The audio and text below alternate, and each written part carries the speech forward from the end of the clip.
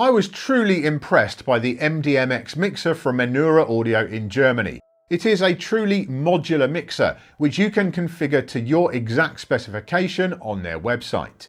The engineering is great, the sound is awesome, and it truly is a product unlike any other on the DJ scene today. But not everyone is in the market for a new mixer, and so I guess that's why Menura have decided to break out some of their most impressive components into these, the MDFX units, which are designed to work with pretty much any hardware you like. Let's get to it.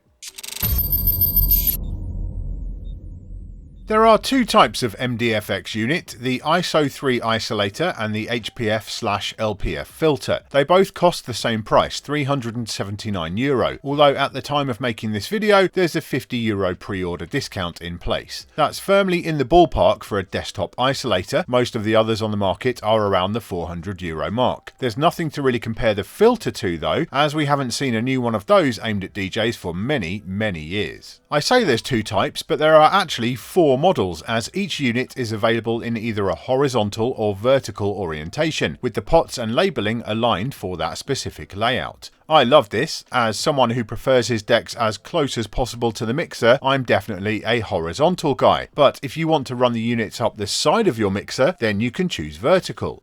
You certainly feel like you're getting your money's worth when you experience the build quality of the MDFX units, that's for sure. It is absolutely superb, top drawer. They are surprisingly heavy, with all aluminium construction for the body, and they sit nicely on surfaces without sliding around. The metal pots, the buttons, switches and connections all feel really sturdy too. You might not even have them placed on a surface though, as the design has another trick up its sleeve, magnetic mounting. In the side of each unit are a pair of very powerful magnets, so much so that pacemaker users should be careful, and those let you stick the devices to the side of your mixer or anything else made of ferrous metal. Here is one sat happily on the front of a cabinet. This isn't the first time we've seen this, to be fair. The tile isolator also has a magnet in it, but what I like with the MDFX is that you can easily remove the magnets yourself just by unscrewing a few bolts, because you might not actually have a use for them. Not all mixers or controllers are actually made of steel, where you'd want to mount the unit. But in a situation where the magnets are appropriate, like when attached to this Union Audio LR6, then they work incredibly well, locking the units completely in place throughout your set.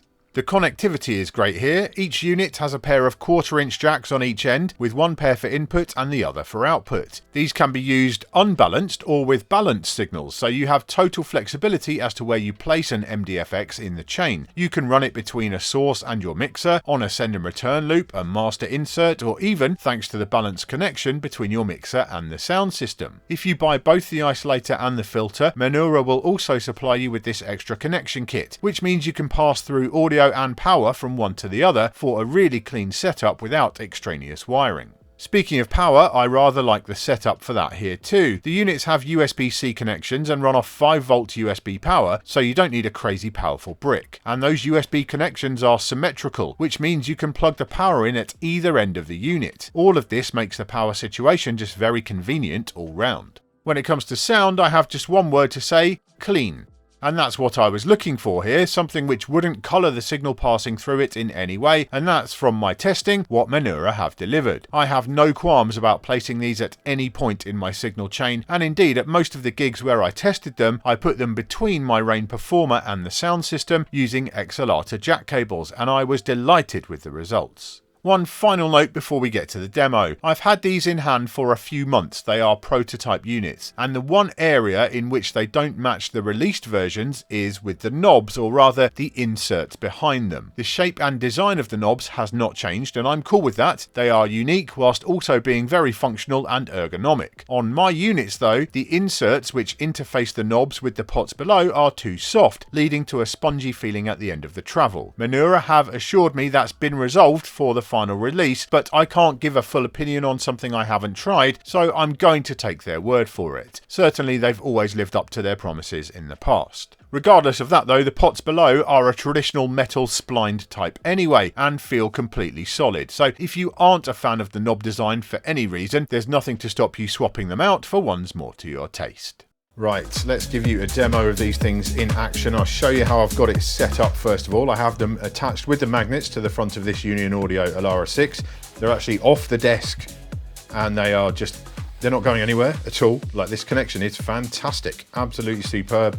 They're rock solid, and yeah, they're not even supported by the desk. They're literally in the air right there. So yeah, loving that. Now the inputs come in from the right with these horizontal ones. So I've got the input coming into the filter, then through to the isolator, and then back out. I'm using the master insert here on the Elara 6. So whatever I put through the mixer will be going through these. The USBs though being symmetrical, that means I've actually got the power coming in from the left. So it doesn't have to match the audio routing. It can actually come in from left because I just have my USB-C power brick over to the left. So I've just run it over there in that side. So let's give you an idea of what's going on. So yeah, right to left is how we're going. So we'll start with the filter on this side. We have an on-off switch. And I have to say immediately that was the first thing that sold me on this, was the fact that you can turn this filter on or off if you have the resonance right down and no frequency adjustment. You can't really tell the difference in sound between the filter on and filter off, which is not the case with so many filters. At the moment I have it in latch mode, so let's do some filtering now. Let's go. We're in high pass.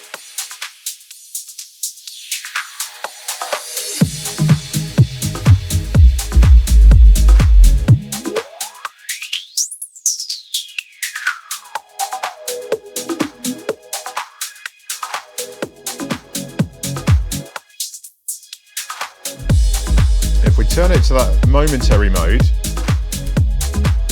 then what we can do is set the filter up and then just tap the button.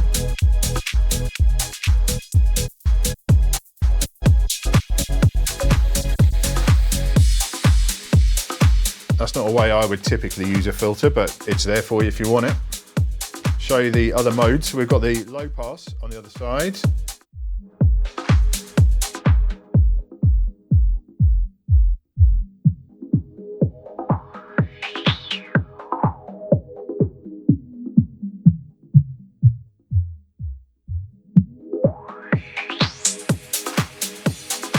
As I said in my review of the MDMX mixer, like, these guys know how to make a filter. This is a lovely filter.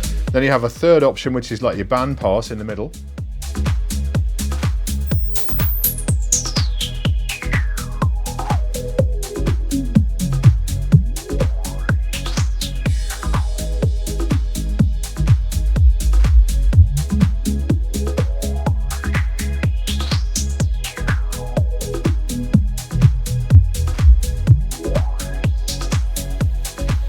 Again, very, very nice. And we can kind of, because this is a gradual knob here, you can kind of do gradations between them as well.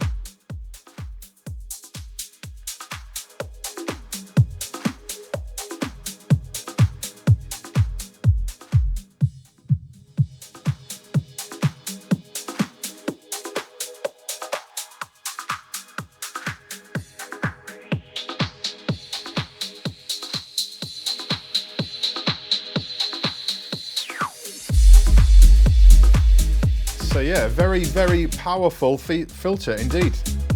I like that a lot. Now we move over to the isolator. So let's just disengage the filter for now. And yeah, no popping, no clicking when you engage or disengage, love that.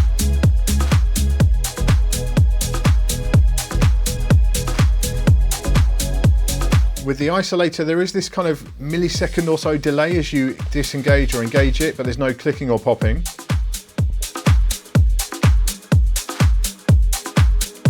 I think in general, most people will choose to leave it on anyway. We have cut switches, like kill switches, old school. Again, no pops or clicks.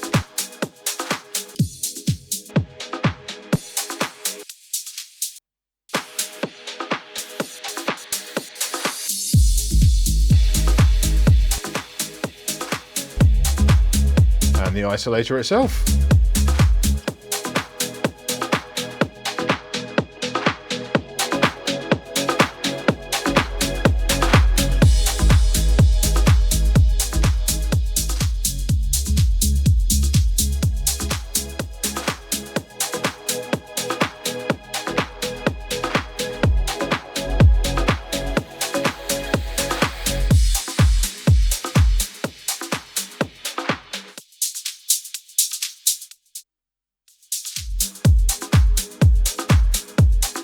fully clean cut when they're all taken out.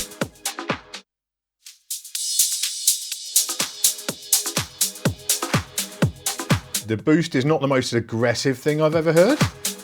It's not like dope reel aggressive, but musical, sounds great.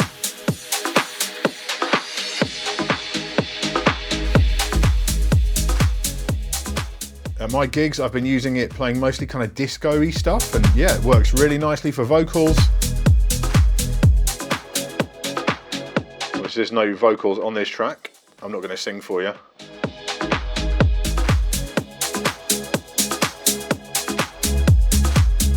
I'm sure the company will have their own demo videos with, you know, copyright music and so on. But yeah, loving it, actually loving it. And you can combine the actual knobs alongside the cuts as well.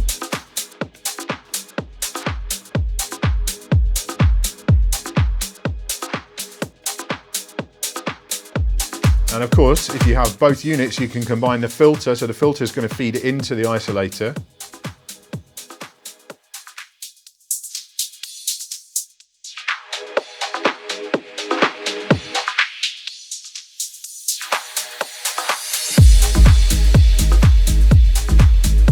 You have yourself quite a killer combo.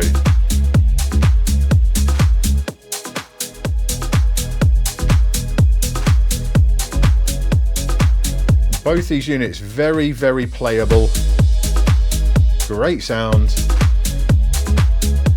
Can't really ask for much more. So there you go, my thoughts on the MDFX units. Overall, I kind of love them. We have some unique engineering touches here, as we did on their mixer, like the magnetic mounting, the pass-through connections, and the USB power. They're also incredibly well built, the sound quality is fantastic, and the pricing is reasonable too. Portable isolators are a pretty rare thing, and filters even more so. So there isn't a whole lot of competition out there, but I think the MDFX units are good enough to carve out a niche all of their own. In the comments, why don't we talk about filters? Firstly, on which track did you first realise that they were a thing? And secondly, what was the first mixer or controller you used which had one on there? For me, the answers are Pete's dub of Heller and Farley Project's Ultra Flavour. Look it up if you haven't heard it, it's a banger. And I think the Zone 62. Let me know your answers down below. Thanks for tuning in to this episode of Beatsource Tech. If you liked it, be sure to give us a thumbs up, subscribe and tap the bell so you don't miss any future videos. And hey, if you haven't already, you can try Beatsource for free and join DJcity for just $10. All the links are down in the description. I'll see you next time.